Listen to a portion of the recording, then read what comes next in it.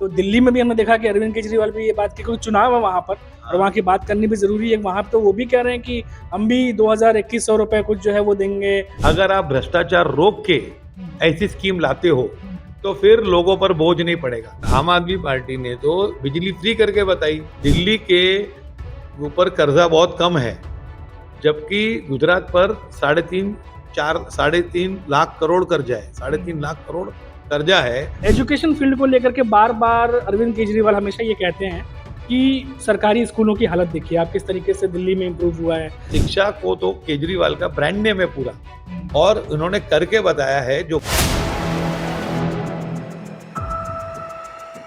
दोस्तों नमस्कार, मेरा नाम है मनीष कुमार सिंह और आप देख रहे हैं 4 PM। आपका बहुत बहुत स्वागत करता हूं। दोस्तों लगातार महाराष्ट्र में चुनाव संपन्न होने के बाद ही चर्चा शुरू हो गई दिल्ली और बिहार के चुनावों की, और लगातार लोग उधर चुनाव में उलझे हुए हैं। और ऐसे में मुंबई में एक ऐसी खबर आई जिसने मुंबईकर के होश उड़ा दिए। जी हाँ दोस्तों, ऑटो रिक्शा से लेकर के टैक्सी और सरकारी बसेस तीनों के जो दाम है, फेयर के दाम, अब वो बढ़ने जा रहे हैं। बड़ी खबर आई क्योंकि जब ट्रांसपोर्ट में दाम बढ़ते हैं तो सिर्फ ट्रांसपोर्ट के दाम नहीं, बहुत सारी चीजों में बदलाव हो जाता है। और लगातार दिल्ली में चुनाव चल रहे हैं, वहां की सरगर्मियां बढ़ी हुई हैं, ड्रामा किस कदर सियासी बढ़ा हुआ है वो आप तक पहुंच ही रहा है। और इस वक्त हमारे साथ नरेंद्र अंबानी जी हैं, जो कि एक शिक्षक भी हैं और आम आदमी पार्टी के कैंडिडेट भी रह चुके हैं। बहुत कुछ चल रहा है राजनीति में और आज हम नरेंद्र जी से बातचीत करने के लिए पहुंचे हैं। सर, मुंबई में रहते हैं, आज तो मतलब जैसे ही आँख खुली और मोबाइल खोला होगा आपने, तो जब खबर पड़ी आपने कि आज तो ऑटो रिक्शा के भी दाम अब बढ़ने वाले हैं, टैक्सी के दाम भी बढ़ने वाले हैं, सरकारी बसेस के दाम भी बढ़ने वाले हैं, तो पहले क्या कुछ जहन में आया? लगा कि चुनाव संपन्न हो गया तो अब बढ़ने हैं? सर, ये यहाँ तक सीमित नहीं होगा। जी। रिक्शा के भाव बढ़ाए हैं तो रिक्शा वालों को ज्यादा पैसे मिलेंगे, तो ये पैसा सरकार तक कैसे पहुंचेगा? अभी रिक्शा के भाव बढ़े हैं, आप थोड़े दिन देखना, आप नोट करना, थोड़े दिन बाद सीएनजी के भाव बढ़ेंगे, सीएनजी का टैक्स बढ़ेगा, और सीएनजी का टैक्स बढ़ेगा तो वो सरकार के पास फिर पैसा जाएगा। तो ये जो पैसा बढ़ाया हुआ है ये अल्टीमेटली इनडायरेक्टली न रिक्शा वालों को मिलेगा, आपकी जेब से निकलेगा और सरकार के जेब में जाएगा। तो ये इनकी पूरी स्कीम है कि पहले इनका बढ़ाएंगे और इमीडिएटली 3-4 महीने, 1 महीना 1.5 महीने के बाद ये लोग सीएनजी के भाव बढ़ा देंगे। क्योंकि इन्होंने योजनाएं शुरू कर दी है, लाड़की बहन वगैरह, उसमें इनकी कैपेसिटी के बाहर कर दी है। आप ये बोल सकते हो कि आम आदमी पार्टी भी वही बोल रही है, लेकिन उनका और हमारा में बहुत फर्क है। मैं बाद में बताऊंगा, आगे आऊंगा इस पर। लेकिन ये बढ़ाएंगे। ये जो 50, 40, 45 हजार करोड़ का जो बोझा पड़ने वाला लाड़की बहन की वजह से, वो वेलकम है, लेकिन ये धीरे धीरे उसको कम करते जा रहे हैं अभी, और ये इस तरह से इनडायरेक्टली पैसे निकाल रहे हैं। जी बिल्कुल। नरेंद्र जी से मैं कुछ तीखे सवाल भी करूंगा क्योंकि लगातार बात कर रहे हैं वो लड़की बहन योजना की, और इनकी भी जो पार्टी है दिल्ली में वो भी कुछ ऐसे ही कर रही है। नरेंद्र से उस पर भी बात करेंगे, लेकिन पहले ये बताइए कि जब चुनाव चल रहे थे तो लगातार तमाम पार्टी जो चाहे वो एमवीए गठबंधन की बात करें जो अपोजिशन में है या सरकार में जो तीनों पार्टियां हैं, सभी ये कह रहे थे कि हम आएंगे तो राहत देने का काम करेंगे, और जो महाराष्ट्र की जनता है, मुंबई की जनता है, उनके बारे में सोचेंगे विकास का। ये अगर इस शुरुआत है साल 2025 की इस तरीके से हुई है तो आगे क्या क्या होगा? लोग तो डरे हुए, पता नहीं क्या क्या उनके जहन में चल रहा है अभी। नहीं हो तो ये सर कहाँ पैसा लाएंगे कहाँ से? ये सवाल उठा ये सवाल था ना, पैसा लाएंगे कहाँ से? ये खुद भी बोल रहे थे, इनके पार्टी के लोग ही बोल रहे थे, जो इनके गठबंधन में लोग थे, एनसीपी वगैरह, बोल रहे थे कि पैसा आएगा कहाँ से, इतना बजट नहीं है हमारे पास। तो ठीक है, अभी लोगों ने किया, कोई बात नहीं, 4,000 करोड़ हर महीने दे रहे हैं, बहनों को मिल रहा है, हम उसका स्वागत करते हैं, उसका विरोध नहीं है हमको। लेकिन ये पैसा लाएंगे कहाँ से, वो भी एक सोर्स होता है। ये आम आदमी को उसकी जेब से निकाला जा रहा है, कॉर्पोरेट टैक्स बढ़ा के नहीं निकाला जा रहा है। जो यहाँ लग्जरी चीजों पे टैक्स बढ़ा के नहीं निकाला जा रहा है। ये क्या है कि रिक्शा में जो चलता है, आदमी रिक्शा में जाता है, आम आदमी कार में नहीं जाता है, उससे निकाला जा रहा है। अच्छा, इसके बाद सीएनजी के भाव बढ़ेंगे जब, तो सभी के लिए बढ़ेंगे, सब रिक्शा वालों के लिए नहीं बढ़ेंगे। तो ये जो सीएनजी का भाव बढ़ेगा अब इसके बाद, वो स्कूल के बसेस का भी बढ़ेगा, सबका बढ़ेगा ना। सब जो भी गाड़ियां सीएनजी पे चलती है वो सबका बढ़ेगा, तो इनको बहुत सारा गवर्नमेंट को अल्टीमेटली फायदा होगा। तो ये गवर्नमेंट के लिए किया गया है कि भाव बढ़ाओ। सर, लोग तो अब जब अगर हम ये सवाल आपसे कर रहे हैं तो दिल्ली में भी हमने देखा कि अरविंद केजरीवाल भी ये बात की, क्योंकि चुनाव है वहां पर और वहाँ की बात करनी भी जरूरी है। वहां तो वो भी कह रहे हैं कि हम भी 2021 रुपए कुछ जो है वो देंगे, और फिर देखा कि बीजेपी बोल रही है कि हम भी 2,500 देंगे। तो चलिए, बीजेपी तो खैर अभी हमने देखा कि किस तरीके से कोशिश हो रही है कि भाई पैसा कैसे इकट्ठा हो, कुछ हमने ये भी सुना, कुछ एनालिसिस भी चल रहा है उनका। आपके अगर हम बात करें सर, तो वहां भी तो लोड बढ़ेगा, वहां भी तो स्टेट लेवल पर चीजें होंगी। वहां पर तो लोड है ना। हम्म, हमने आम आदमी पार्टी ने तो बिजली फ्री करके बताई 2019 से, हम्म, इलेक्शन के पहले कर दिया था। अभी आज 2025 है, अब 5.5 साल हो गए, उन्होंने बिजली फ्री करके बताई है, करके बताया, उसका पूरा कैलकुलेशन था और वो है। और आज भी दिल्ली का बजट सरप्लस में है। तो दिल्ली का बजट सरप्लस में है, जो राज्यों का बजट घाटे में है, दिल्ली के ऊपर कर्जा बहुत कम है, जबकि गुजरात पर 3.5 लाख कर्जा है, 3.5 लाख करोड़ कर्जा है, और वो बढ़ते जा रहा है। तो हाँ, तो महाराष्ट्र में भी बढ़ते जा रहा है। आप देखिए, गूगल सर्च कीजिए स्टेट्स के डेब्ट्स क्या है, फिर ये लोग कंपेयर करते हैं टोटल अमाउंट, जीडीपी से कंपेयर करो, लेकिन दिल्ली का कम भी कंपेयर नहीं करते। दिल्ली का सरप्लस बजट है। और ये क्यों है? क्योंकि अगर आप भ्रष्टाचार रोक के ऐसी स्कीम लाते हो तो फिर लोगों पर बोझ नहीं पड़ेगा। लेकिन आप भ्रष्टाचार कायम रखोगे और ये स्कीम लाओगे, और ये इन स्कीमों में भी भ्रष्टाचार हो रहा है। इस स्कीमों में भी आयुष्मान भारत देख लीजिए आप, उसमें भ्रष्टाचार है। हाँ, और वो एक अलग मुद्दा है। इसमें भी है कि किसके फॉर्म भरे गए लाड़की बहन में जो इनएलिजिबल है, इन्होंने खुद बोला हम स्क्रूटिनी करेंगे। आप देखना 6 महीने में कितने लोग जो स्क्रूटिनी करेंगे, तो कितने लोग ऐसे निकलेंगे जो एलिजिबल है ही नहीं। आप सबके लिए कर दो ना, फिर करना है तो। जैसे हमने आम आदमी पार्टी ने दिल्ली में बिजली फ्री की, तो 200 यूनिट सबके लिए फ्री की। ऐसा नहीं कि इतनी इनकम है तो फ्री, उतनी इनकम है तो फ्री नहीं, ऐसा नहीं है, सबके लिए कर दी, अमीर गरीब सबके लिए कर दी। जी सर, लेकिन ये भी हम एक चीज समझना चाहेंगे सर, जैसे कि चुनाव का माहौल चल रहा है, हम देख रहे हैं लगातार अरविंद केजरीवाल पे भी हमले हो रहे हैं, वो भी हमले कर रहे हैं बीजेपी पे।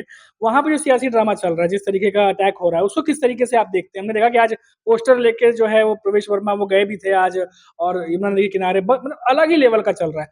आप क्योंकि पॉलिटिकल पार्टी से भी कनेक्टेड हैं, हमने देखा कि एजुकेशन में है, तो लगातार यंगस्टर से भी मिलते हैं, स्टूडेंट से भी मिलते हैं।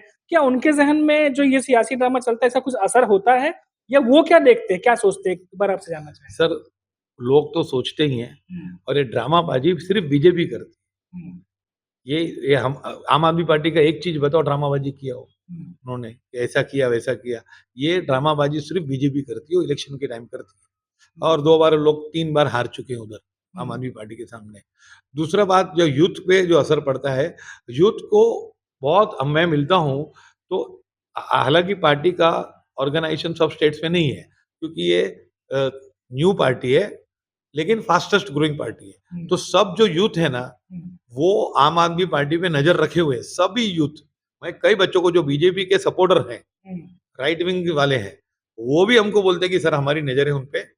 बहुत सारी महिलाएं भी बोलती है कि जो पॉलिटिक्स करने की, भाई आम आदमी पार्टी का केजरीवाल जी। और आप बताइए, कौन सा मुख्यमंत्री आपको दूसरे स्टेट का टीवी पे दिखता है जितने हमारे केजरीवाल जी दिखते हैं? कोई नहीं। संजय सिंह दिखता है। दूसरे स्टेट्स के बताओ, ये तो स्टेट के लेवल की पार्टी, नेशनल लेवल पे अभी तक नेशनल लेवल की पार्टी है, रिकॉग्निशन है, लेकिन हम कोई सत्ता में कभी आए नहीं है राष्ट्र में। हाँ, लेकिन आप देखिए, हमारे पार्टी को 10-11 साल हुए, उसमें 2 स्टेट में हम हैं।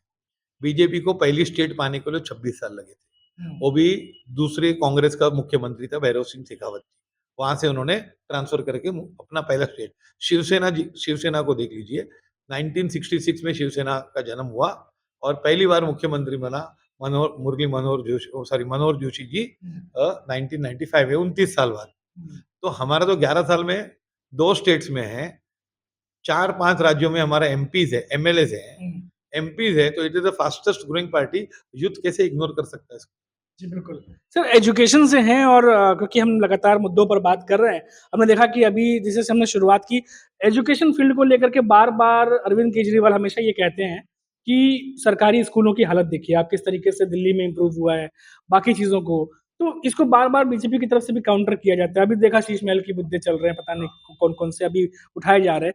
तो एजुकेशन को लेकर के आपको लगता है नरेंद्र जी, कि क्या वाक़ई में बीजेपी ध्यान देती है, या सिर्फ़ काउंटर किया जा रहा है, क्योंकि अरविंद केजरीवाल लगातार एजुकेशन पे बात करते रहते हैं? सर देखिए, दिल्ली के पूरा आतिशी जी, मनीष सिसोदिया जी और केजरीवाल के नेतृत्व में पूरा ट्रांसफॉर्मेशन हुआ है। ये बीजेपी भी डिनाई नहीं करती है, ट्रांसफॉर्मेशन सबने देखा है।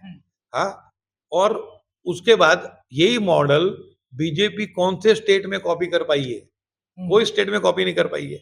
आपको तो कॉपी करना है, इच्छा शक्ति होनी चाहिए कि पढ़ाना है। मैं तो खुद शिक्षक हूँ। तो पढ़ाने से लोग कहाँ से कहाँ पहुँच जाते हैं। और दुनिया का तो छोड़िए, हम और आप ये भी जहाँ तक भी पहुँचे हैं, उसमें हमारा शिक्षा का योगदान है।